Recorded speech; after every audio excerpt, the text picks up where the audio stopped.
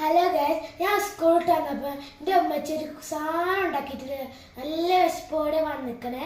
അപ്പോൾ ഞാനൊരു തീരുമാനം ഉണ്ടാക്കി. ഞാൻ ഒറ്റയ്ക്ക് ഉണ്ടാക്കല്. ഞാനൊരു ബ്രെഡ് മുറിച്ചിട്ട് മുട്ട എടുത്തിട്ട് ചട്ടിക്കുക. അടുത്തൊരു ബ്രെഡ് എടുത്തിട്ട്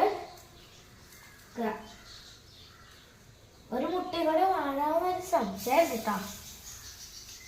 കുറച്ചുള്ളൂ. അപ്പോൾ ഗൈസ്, ഞാൻ ഉണ്ടാക്കി കഴിഞ്ഞിരിക്കുന്നു. ഞാൻ കുറച്ച് ചായ വെച്ചാൽ ചൂട് ചായയാണ്.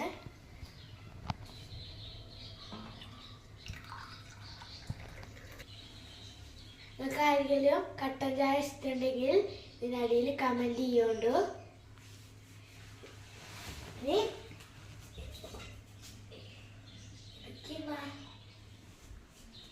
ഇതൊന്ന് ഞാൻ എടുക്കുകയാണ്. കുറച്ചും കൂടി ഉണ്ട്.